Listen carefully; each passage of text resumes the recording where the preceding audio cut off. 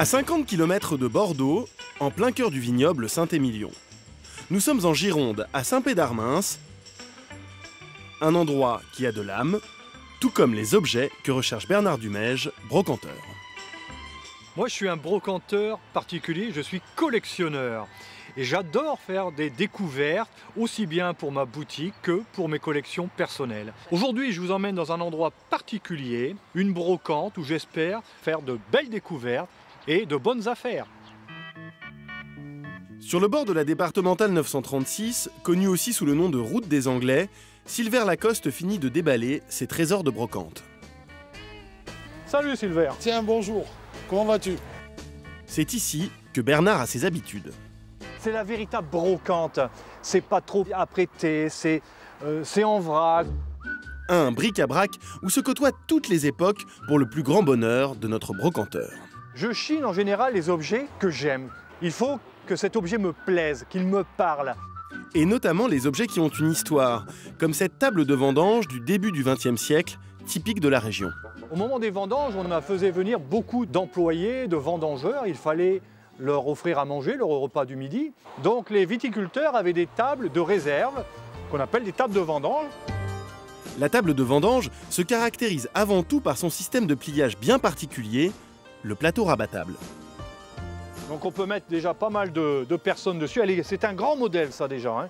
Il y a plusieurs tailles, des rondes, des ovales, celle-ci est vraiment intéressante. Le plateau est d'une fabrication très simple, ce sont des simples planches de bois blanc, très légères. C'est campagnard, ça vient de nos fermes, c'est paysan. Et c'est ce que les gens recherchent aujourd'hui, du vrai, du vécu. Du vécu certes, mais qui n'a pas une grande valeur marchande. Alors, le conseil de Chine de Bernard... Ne pas prendre une table ou un objet, enfin dans les meubles, qui ait beaucoup trop de restauration. Les ébénistes coûtent cher malheureusement. Et si ça dépasse le prix de la valeur de la table, ce n'est pas intéressant. Hein, il y a du travail à faire, mais elle est restaurable assez facilement.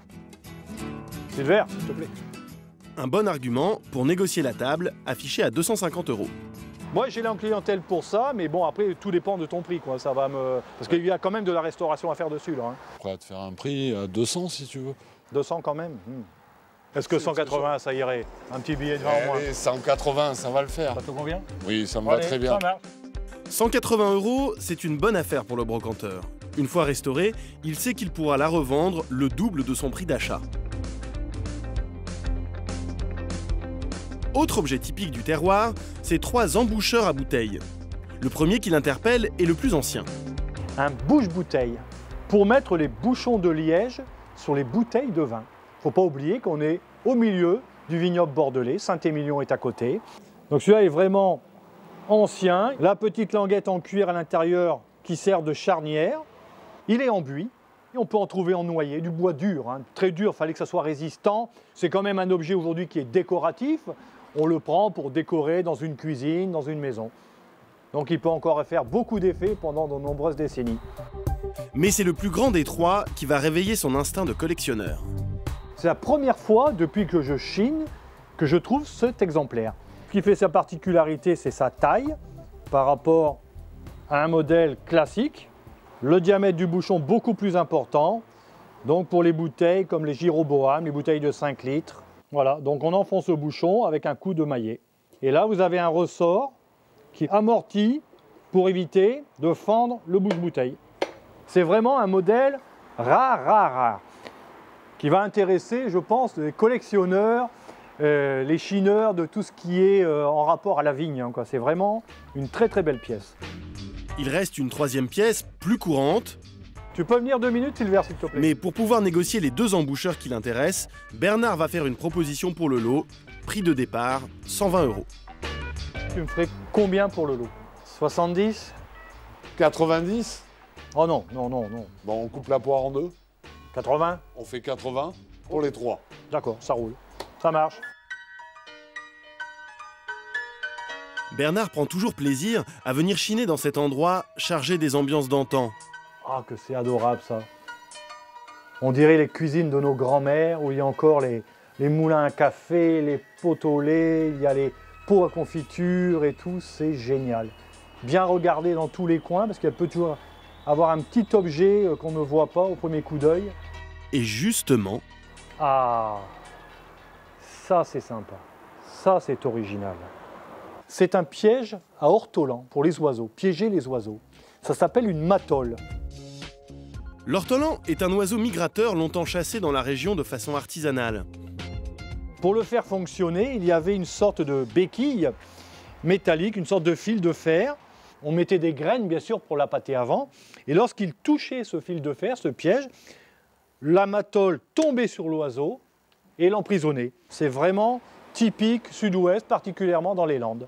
Alors j'aime chiner ce genre d'article parce que c'est vraiment artisanal. Tout est emboîté, c'est du fait maison, c'est fait dans nos campagnes.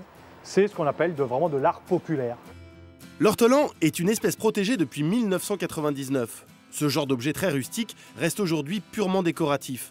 Notre brocanteur l'estime entre 20 et 30 euros. Si c'est un objet qu'il prend plaisir à redécouvrir, ce n'est pas pour autant ce qu'il recherche. Ah.